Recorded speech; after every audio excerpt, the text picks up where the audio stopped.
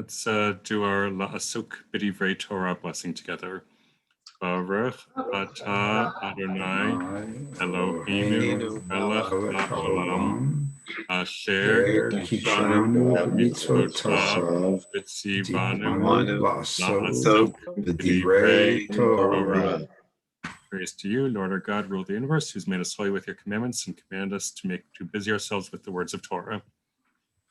Before we go further, last week we experimented with, instead of people volunteering to read, people letting me know at the beginning if they were interested in me calling on them, and then me just calling on people.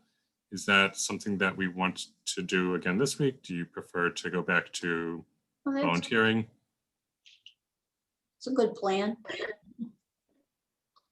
Do like last week. Okay.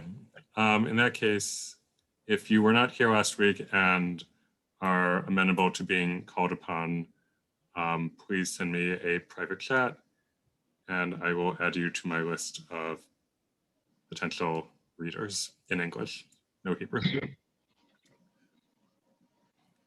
All right, so let's jump into our text. All right, so we have the story of the 4 cups. All right. Ariel, would you kick us off with some Mishnah, please? Certainly. On the eve of Passover, adjacent to Mincha time, a person may not eat until dark, so that they will be able to eat matzah that night with a hearty appetite. Even the poorest of Jews should not eat the meal on Passover night until they recline on the left side, as free and wealthy people recline when they eat. And the distributors of charity should not give a poor person less than 4 cups of wine for the festival meal of Passover night. And this halakha applies even if the poor person is one of the poorest members of society and receives food from the charity plate. Context. This is from the Mishnah Masechet Psachim, which is about Passover. Chapter 10 gives the origin of many components of the Seder. This is the first mention of this custom. Why 4 cups of wine? Thank you. All right, so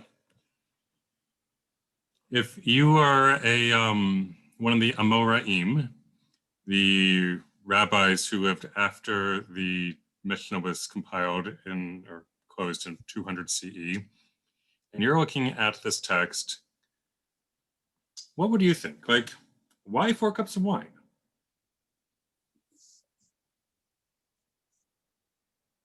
I find it interesting that this is one of those mitzvahs that have no measure. Because what size is a cup of wine? Yeah. A finger, a drop? All How of big them out. cup must it be? Nowadays, the answer is 4 ounce a revi each, which is 4 ounces, at least. And maybe if you gave less than 4 to somebody who was poor, it would look like you were not thinking they were worthy of having it. I thought it was the amount that an egg would displace, that as in a glass, that was Kibetza. a cup. They are probably pretty similar. I feel like thinking of an 8-ounce glass in my, like picturing that, half of that is 4 ounces, and an egg would be about the size of half of an 8-ounce glass. It doesn't matter because we won't be drinking that much. Nevertheless. David, the question was, why do we drink 4 cups? Yeah, like why 4 cups? Okay, according to what I learned or what I researched for one of my Seders many years ago, and it is in my family Haggadah, which Ted and Myra have heard. It's because we are told 4 times in different ways that God promised freedom to our people. And we remember each of the promises with a cup of wine. But there used to be a dispute, and I'm reading from my Haggadah here, there used to be a dispute over whether there were 5 promises or 4 promises. And they settled on 4 promises plus the cup of Elijah as the 5th. So that's what I found in my research.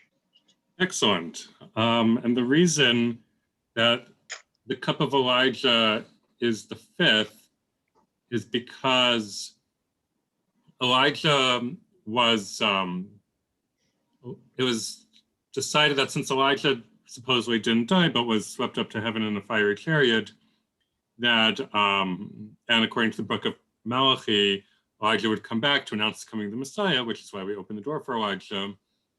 It was thought that by the rabbis in the Talmud that Elijah could handle all the problems they couldn't figure out on their own. They even had an acronym for it, TEKU, which basically means we'll table this matter until Elijah gets here. So the idea that they couldn't decide, should there be 4 cups or 5 cups, they said, we'll let Elijah settle that one, and we'll cup to be for Elijah when he gets here. So I'm curious, Alan, Yeah. did you find those 4 promises? Or Yes. didn't you look for them? You did find them. Okay. Well, yes. And I'd have to go through my Haggadah to tell you what they are, but yes, we did find them. All right. Thank you.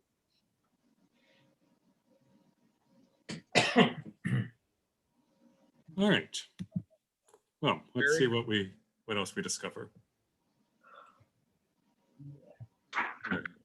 So this is Dave, if I could just add, there's also another tradition that says the 4 cups are in honor of the 4 matriarchs. that is true. That is a more modern tradition. One my Yeah. wife likes to remind me of.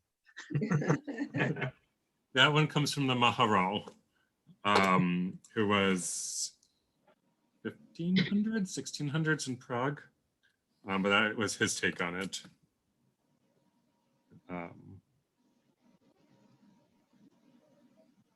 David, Good. Yeah. why do they use the word mix, M-I-X? I mean, is it like the Tu B'Shvat Seder where you mix the red with the white or anything like that? I never realized, I just see the verb there and I never realized, I just thought you pour the wine. Ah, so back then, wine was strong, super, super strong. And so in order to make the wine palatable, you had to dilute it.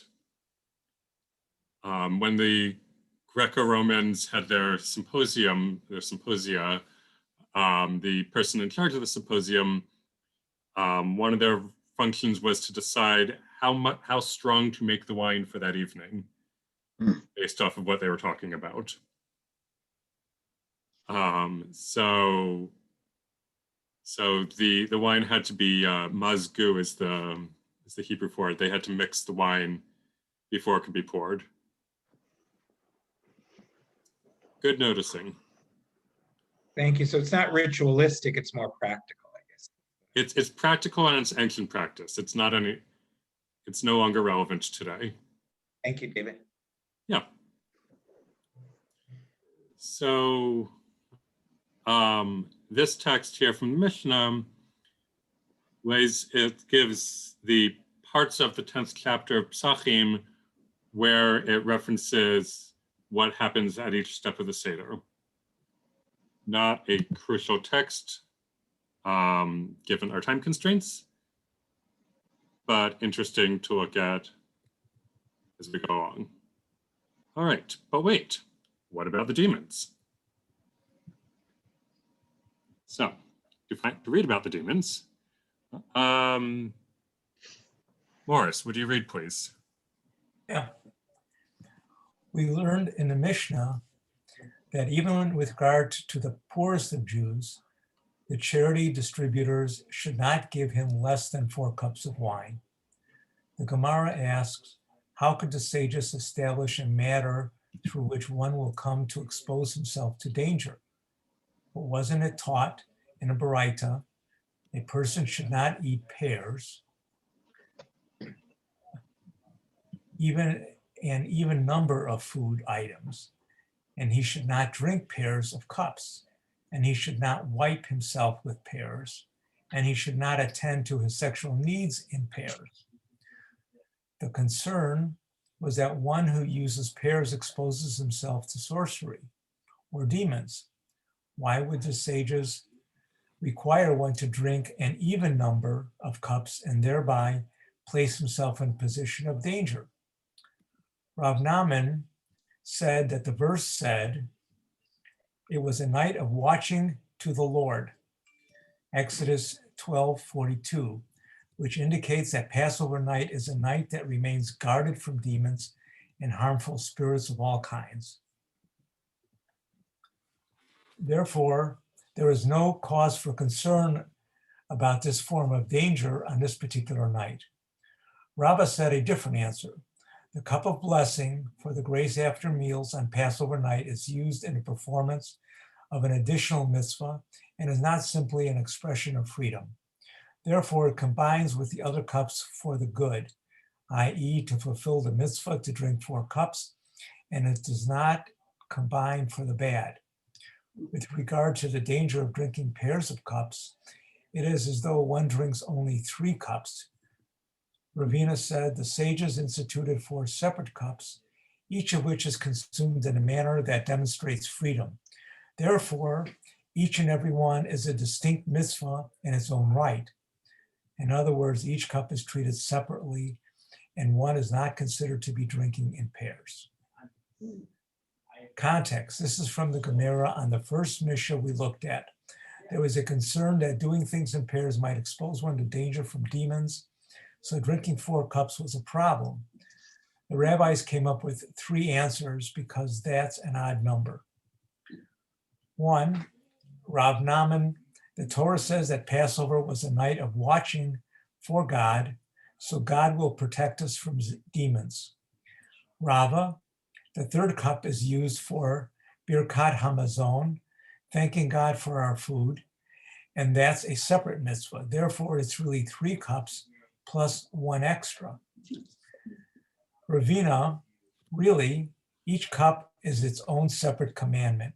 So we're not doing a 4-cup commandment, which is an even number, but rather we're doing 4 1-cup commandments, which is an odd number. If we were to be concerned about demons, which argument, if any, would convince you it was okay to drink all 4 cups? All right. Demons, huh? That's a mouthful. That is. Thank you for reading it, Morris. Jews can come up with a way to explain anything. I'd say the first one's the only one that has any real logic to it. I feel like the other ones are like, you know, a little different. Far-fetched. Yeah. I don't know, if I had 4 cups of wine, I probably would be too drunk to even see the demon. So I think number 1 is a good one. You might be the demon, right? If you had 4 cups and drive home, the demon is with you, all right? Yeah. Because the fact that we start the Seder with Kiddush, which is part of our tradition, because I understand you don't say Kiddush in the synagogue at the Maariv service for Pesach, correct? Because it's so important with the Seder. That seems likely. So, I mean, to me, then that would kind of weight this, you talk about how many cups, like the first cup should carry much more weight than the remaining, because it's not just Berei Pri Hagafen, it's the whole complete festival Kiddush, plus checking on. So do the rabbis, give it merit in that regard? I'm afraid not. I don't think that, I think that that's 1 cup and then you're saying an extra blessing over the day, saying that the day is separate. But Plus, I don't we'll have an know extra one this time because of Havdalah, right? I mean, an extra blessing in the Kiddush. right. So, I mean, it's so powerful. I was just curious why they're short-changing. It's a fair question. not being particularly superstitious, I don't think any quite on, but I agree with that the first one has the most Passover to it. It's God passed over the house of Israel while he, brought the death of the firstborn to the Egyptians. And so that sort of passing over of demons of a different sort that the first explanation reflects has some Passover gestalt to it. Yeah. Excellent.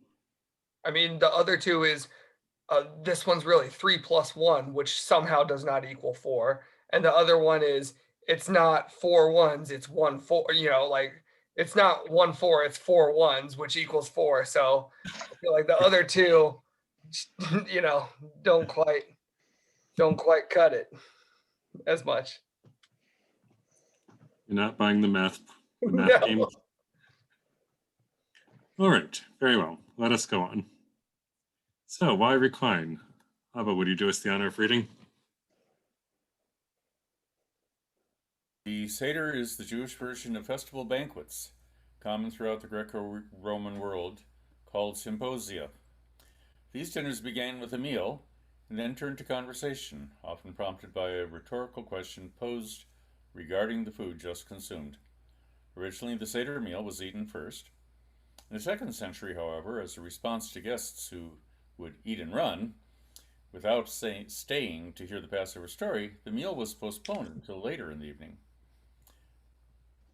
Questions the Palestinian Jews did not ask why people reclined, since reclining took place at all fancy dinners in Roman society.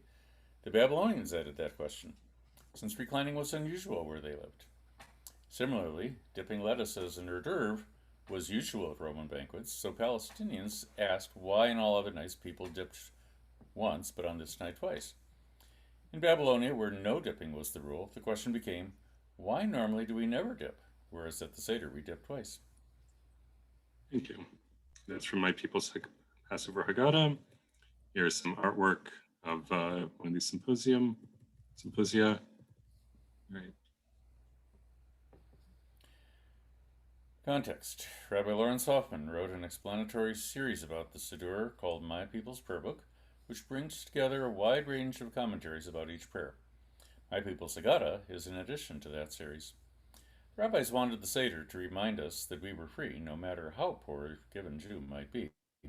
Therefore, they modeled it on what the freest people in the world, upper-class Greco-Romans, did. Or to drink together. There were hors d'oeuvres dipped in liquid, drinking wine, all while reclining and discussing important ideas. Despite what the Talmud claims, we lean to the left when we drink because the Romans reclined to the left. The reason the Romans reclined to the left is they often were insulted by comments they misunderstood due to the wine. By reclining to the left, they had easy access as right-handed people to their swords.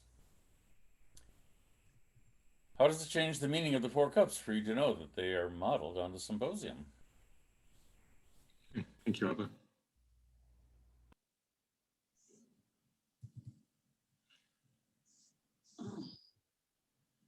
All right, so here's the symposium. What effect does that have for you, knowing that this is where the 4 cups came from? It's just one of probably any number of things that have crept into our practice from surrounding cultures. And so it's like, okay.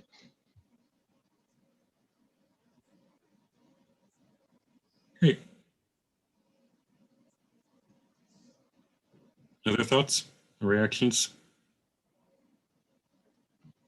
I thought, since probably at one time Israel was within the Roman Empire, we have that expression, when in Rome, do as the Romans do. Ah, that makes sense. Yeah, Barry? that's good. I find it very disappointing. We like to think that that all of our traditions are originate from within our Jewish people. So to hear that this came from the Romans, probably one of the biggest enemies of the Jewish people, is not very comforting. And I'm surprised that some person hasn't tried to explain that away to get rid of that. Well, it certainly doesn't make any appearance in the Talmud. Yeah. Suspect reclining might have been preempting the fact that after you drink too much wine, you'll fall over. So this way it prevents that. Although I don't know when the Jewish people first began practicing the tradition of Seder, but perhaps the Seder and our 4 cups came before the Romans. That's a good thought.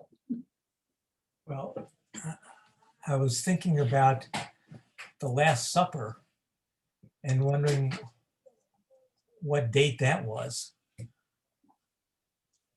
Apparently like 30 AD or so. Yeah, give or take a few years. So that's during the time of Roman, I guess, Roman occupation. Or so. I mean, also from taking, I mean, Jewish tradition over the years kind of always takes the best, from like different things. I mean, traditions kind of evolve and stuff. And so if you're having a feast, you want to have it be lavish and that. So that's probably where they had the most lavish feast. So they took the best parts from that and made it their own, and kind of do what they want with it.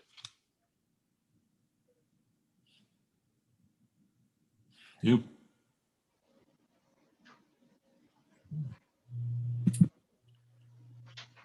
All right, let's go on and look at a little bit more about reclining. All right. Herb, would you do us the honors reading from the Gemara, please? We learned in the Mishnah that even the poorest of Jews should not eat until he reclines. It was stated that Moriam to discuss the requirement to recline. Everyone agrees that matzah requires reclining. That is, one must recline when eating matzah, and bitter herbs do not require reclining. With regard to wine, it was stated in the name of Rav Nachman that wine requires reclining, and was also stated in the name of Rav Nachman that wine does not require reclining. Can't make up his mind. Gemara explains, and these 2 statements do not disagree with each other.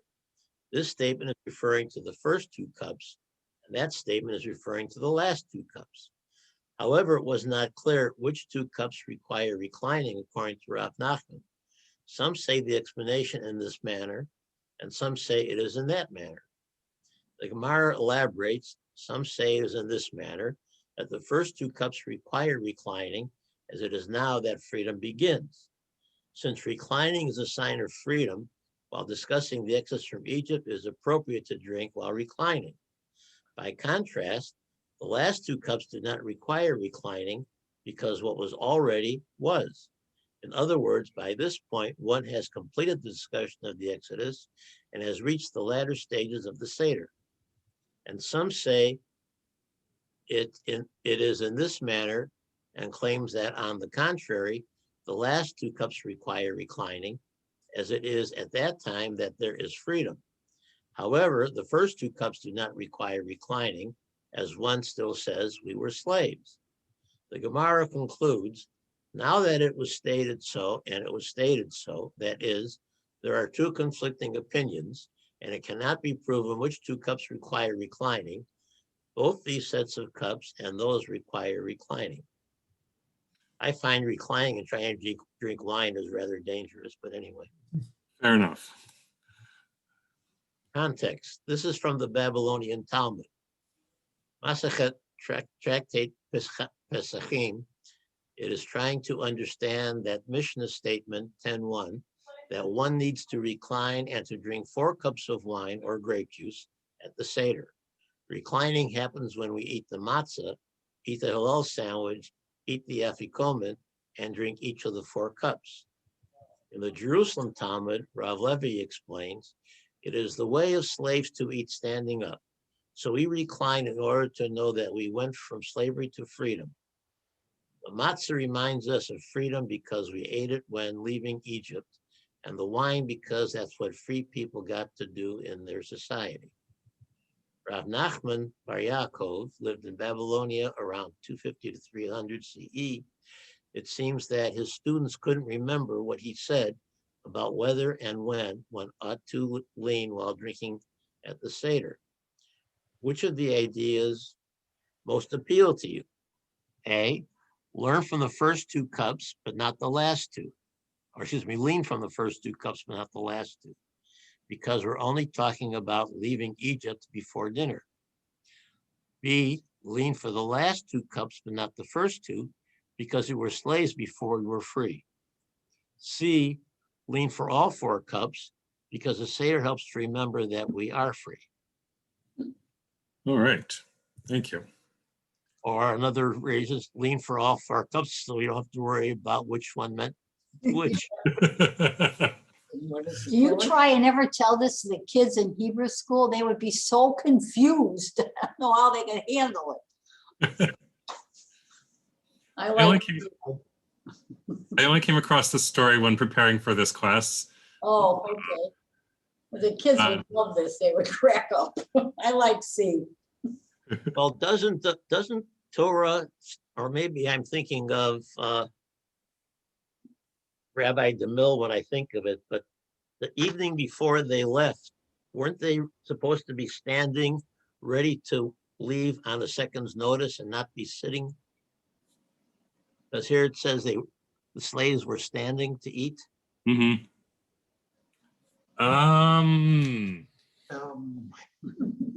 I can check that. My sense is, even if it is true, they weren't yet free at that point. No, they weren't free. That's why I think they might still be standing that, but not for the same reason. Yes. But there's a question of, would it be the slaves in the homes of the Egyptians who had to stand when eating? But if they were in their own homes, could the slaves sit while eating? I don't know the answer. I'm just trying to make conversation. Perhaps the slaves weren't allowed to sit at all in the master's house. Well, yeah, that's, or not eating. But in their own place of wherever they live, they could sit.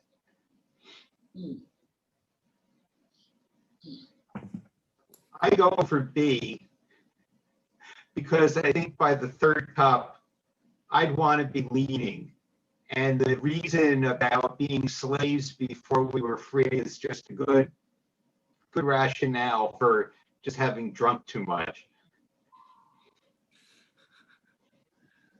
Excellent. Just large napkins when you lean, especially after the first 2. I'm sorry, say that again, Herb?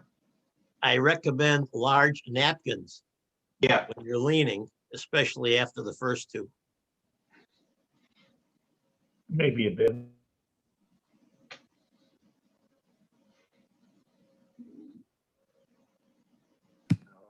All right. Dave, you didn't find anything about that, I take it. The about whether or not they were standing. So what it says is that they had to have sandals on their feet and their loins girded and their walking sticks ready, which the most obvious conclusion is that they probably therefore were standing. However, you could read it that they were sitting but ready. And that's from Exodus 12, verse 11.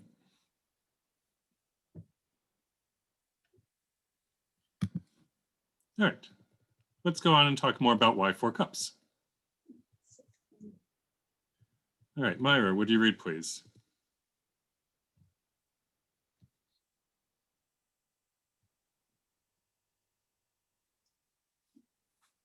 From where do we know the requirement to drink 4 cups? Rabbi Yochanan, in the name of Rabbi Banina said, corresponding to the 4 expressions of salvation. Therefore, say to the children of Israel, I am the Lord, and I will bring you out, and I will take you to me for a people, and I will bring you out, and I will rescue you, and I will save you, and I will take you. Rabbi Yehoshua ben Levi said, corresponding to the 4 cups of Pharaoh. And the cup of Pharaoh was in my hand, and I squeezed them into the cup of Pharaoh, and I placed the cup under the palm of Pharaoh. And you will place the cup of Pharaoh, etc. Rabbi Levi said, corresponding to the 4 kingdoms. And the rabbis said, corresponding to the 4 cups of punishment that the Holy One of blessing will make the nations of the world drink in the future. For so said Adonai, the God of Israel, to me, take the cup of wine of anger. A golden cup is Babylonia in the hand of the Lord, as it is a cup in the hand of the Lord. Upon the wicked God will cause to rain coals, fire and brimstone, and burning wind shall be the portion of their cup. What is the portion of their cup? Rabbi Yavin said, the vial of Potarian wine, whatever that is, it is given after the bath in the bathhouse. And in the future, the Holy One of blessing will make Israel drink 4 cups of consolation. God is my portion, my cup. You anoint my head with oil. Sorry. My cup, I don't know where we are. My cup overflows, and I will lift up the cup of salvations. That counts as 2. That would be enough to make you drink. The context, this is from the Jerusalem Talmud, Masechet Tractate Pesachim. There are 4 explanations. Surprised by that number? Given for the 4 cups.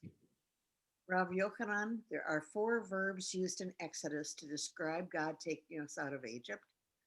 Rabbi Yehoshua, when Pharaoh's butler describes his dream to Joseph, he uses the word cup 4 times. Rabbi Levi, Daniel saw 4 kingdoms oppressing the Jews. And D, the sages, there are 4 times that the Bible mentions a cup of punishment for those who oppress the Jews. And 4 times that the Bible mentions a cup meant to console the Israelites.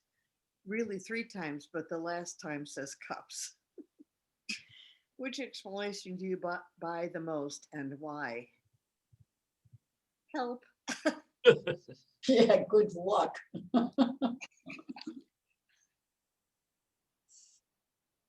All right. So do these 4 attempts by the rabbis to justify the 4 cups make sense? No. Okay. So what's going on here is the Mishnah says 4 cups of wine. The Jerusalem Talmud, which was the rabbis in the land of Israel discussing the Mishnah from the year 200 to the year 400, they looked at that and they're like, what's up with the 4 cups? Why 4 cups? So they went back through the Bible and they tried to come up with different explanations to explain this. Rav Yochanan said, in Exodus, God uses 4 verbs to describe God taking us out of Egypt. I will save you, I will redeem you, I will take you, etc. Rabbi Yehoshua was thinking about the word cups and Egypt, and he's like, the butler in the Joseph story had a dream about serving a cup of wine to Pharaoh, and he mentioned the word cup 4 times. So that's Egypt, and that's a cup. That must be the explanation. And Rabbi Levi looked in the book of Daniel, which was a forward-looking book towards the end of days. And he saw 4 kingdoms oppressing the Jews. And since in Egypt, the Jews were oppressed and then they were redeemed, clearly these 4 kingdoms must be the 4 cups, which incidentally connects to Chad Gadya, which all those things are about different empires beating up on the Jews, who are the goat. And the sages also looked for cups, sages being all the other rabbis, and they noticed that 4 times the Bible says a cup to refer to some sort of punishment for the countries oppressing the Jews. And it also says 4 times about a cup that's meant to be of consolation, such as in Psalm 23, though I walk in the valley of the shadow of death, I fear no evil, for thou art with me. Thy cup and thy rod comfort me, or my cup overflows, rather. So that would be one of those examples. And then they're like, actually, it only says that 3 times, but one of those times it says cups, so we'll count it as 4. Could we not just admit that we like drinking wine? Yeah. We also could do that. We could say it doesn't really matter. We like 4 cups. We'll take it. It's a long evening. You need something. Yeah, right. Do we know when the 4 cups came into existence for the Seder? First evidence, so they were in place by 200 CE. I'm just wondering if the sage who came up with the first place was a wine merchant. Yeah. Was it before or after the 4 questions and the 4 children and all the other? Yeah. That's 4 questions also date back to the Mishnah. And the 4 questions talk about eating chametz and matzah together, which was true about the Passover sacrifice in the time of the temple. So the 4 questions probably go back to the time of the temple. It's possible that the 4 cups were in play during that time as well. The rabbis of the Mishnah did live during the time of the temple as well, some of them. And the 4 sons, so there must be something special about 4. Right. I don't know the story of the 4 children. It's not in the Mishnah. It's not in the Gemara to my knowledge. But I figured next year, after I've already done the story of the 4 questions, the story of the 4 cups, maybe next year I'll look at the story of the 4 children. Okay. All right. Well, the answer that has caught on is the first one, to the point that when Rashi is trying to explain why 4 cups, he gives Rav Yochanan's answer.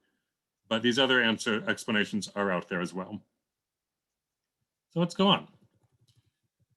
Norma, would you please read from the Gemara? Gemara Ran Hanan said to Rava, since the Mishnah states that grace after meals must be recited over the 3rd cup, learn from it that grace after meals requires a cup of wine. Rava said to him, there is no proof. For although the sages instituted the drinking of 4 cups in the manner of freedom, once the 4 cups are in place, with each and every one of them, we will perform a mitzvah, despite the fact that they were not originally instituted for this purpose. After the sages instituted these 4 cups, they attached a special mitzvah to each one. Right. And if you would do this next little bit before Each of the 4 cups is an organizing anchor for a different section of the Seder. First cup, the Kiddush, declaring the holiness of the day, Kadesh. Second cup, telling the story, Magid.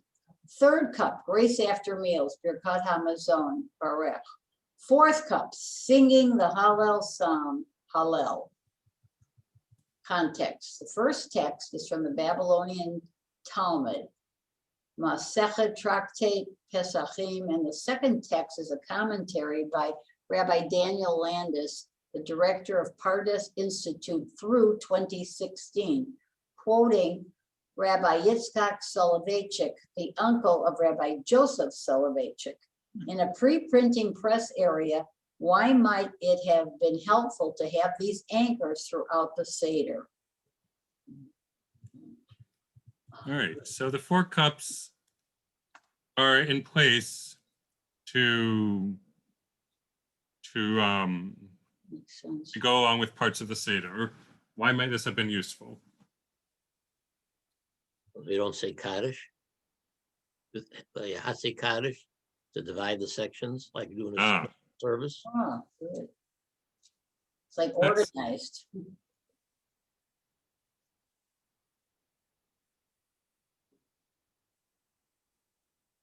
great. All right, we'll keep moving. There isn't a lot to discuss here. All right, Ellen. What about Rav Yehuda said that Shmuel said, these 4 cups must contain enough undiluted wine to allow for diluting a significant cup. In Talmudic times, people would not drink pure wine. They would dilute it with water, generally adding 3 times as much water as wine. If one drank them undiluted, he has fulfilled his obligation. If one drank them all at once, i.e., he poured all 4 cups of wine into one large cup and drank it, he has fulfilled the obligation.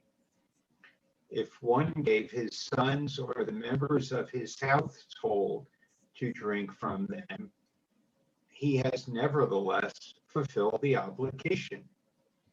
The Gemara now addresses each of these rulings of Shmuel in turn. Shmuel said that if one drank them undiluted, he has fulfilled his obligation. Rava said he has fulfilled the obligation to drink the 4 cups of wine, but he has not fulfilled the obligation to drink in a way that expresses freedom, which is the preferable way to fulfill the mitzvah, as aristocrats do not drink undiluted wine. If one drank the 4 cups all at once, Rav said that he has fulfilled the obligation to drink wine as an expression of rejoicing on the festival, but he has not fulfilled the obligation to drink 4 cups, which requires 4 distinct cups, each drunk separately. Shmuel also stated that if one gave his sons or the members of his household to drink from them, he has nevertheless fulfilled his obligation. Rav Nachman Bar Yitzchak said, and this is the case only if he himself drank the majority of the cup. Context. This text is from the Babylonian Talmud, and it is trying to make sense of the Mishnah's requirement to drink 4 cups. Today, it is mostly relevant to those planning speedy seders. There ought to be distinct cups. In what way might this approach of thinking through the various contingencies be useful in your own life?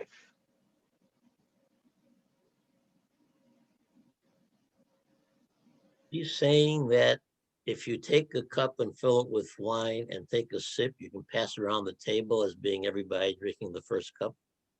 Yes. Interesting. This year. Which could be useful in a time when, cups had to be made by hand when were more expensive. And when you don't have COVID around the place. Right. Does that affect the rule to give 4 cups to the poorest in society as well? If you're only giving everybody a sip from the first cup? That would mean that the poorest in society also, it is assumed that each person is hosting their own Seder. So you need to give the poorest of society enough to have their own Seder. Good question.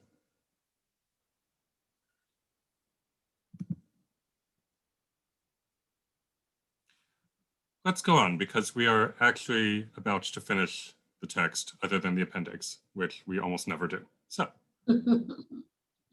here we go.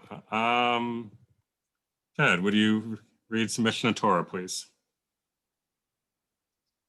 In every generation, one must see themselves as if they personally had come out from the subjugation of Egypt, as it is stated, and God took us out from there, etc., etc.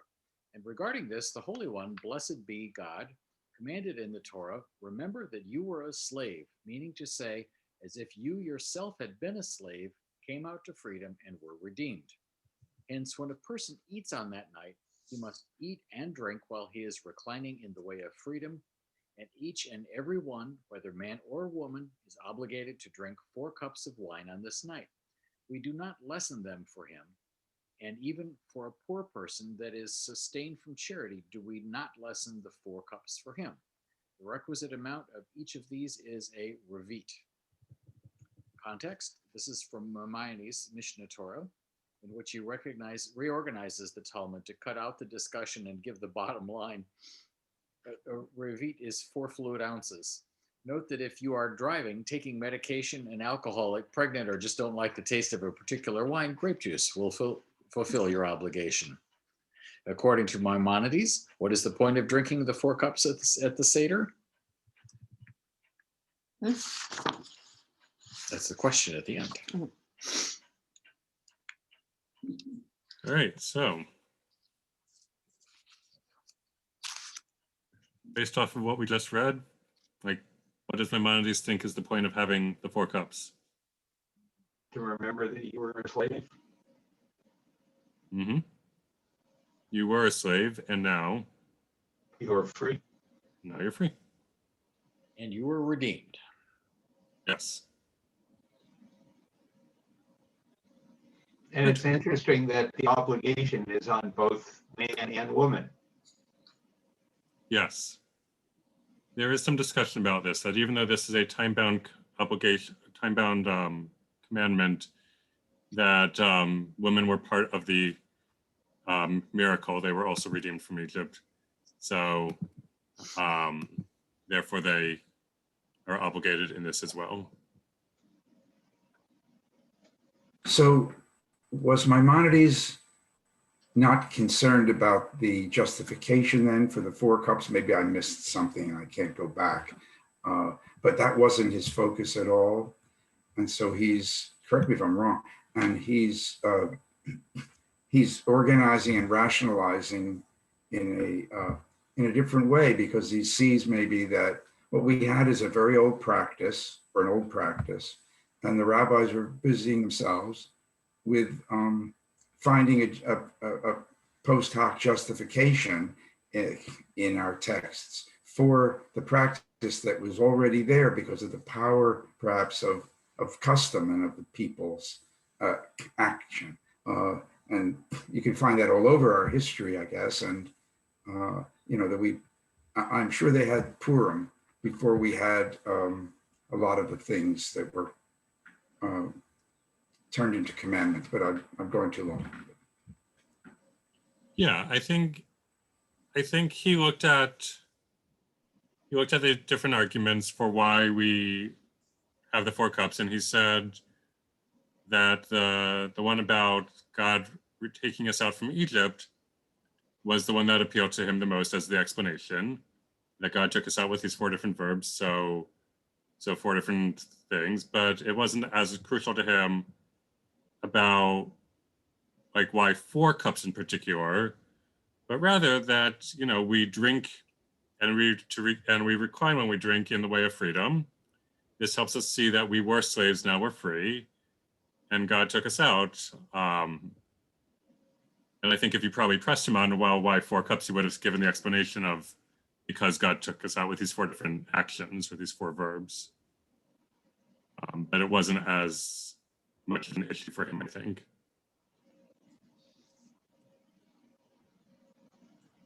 This was a lot of fun, David. Thank you. So may I ask a question? Please. Do people actually recline? We never have enough room to recline. Yeah, so reclining isn't like lying out on couches in the way of the Greeks. but it's like you lean a little to the left, or you might have a pillow at your chair. With a pillow. What's wrong with it? Or you might do both. No, he's just asking if you do. But yeah, I think that's probably how reclining happens these days for people. The leader. I mean, Howard has always just done the reclining. Right, and also possibly it's the leader. Some places it's the leader who does the reclining and/or pillow sitting. We should do the reclining. I don't know if any of you know this comedian, Sebastian, whose last name I can never pronounce, somebody like Macaluso or something. He has on Netflix the funniest thing about the Seder. It is like totally hysterical. He's an Italian guy married to a Jewish woman, and he's very funny. Excellent, thank you. David, what happened during Prohibition when supposedly we weren't allowed to drink? That's a good question. Oh, They made their My parents said that my grandparents used to make their own wine for Passover. right. But was it not allowed for religious purposes? Yes. You're allowed to make your own wine for religious. Yeah, I believe there were special licenses that were given to religious institutions to sell sacramental wine. Exactly. And it became quite a profitable business during. I'll bet.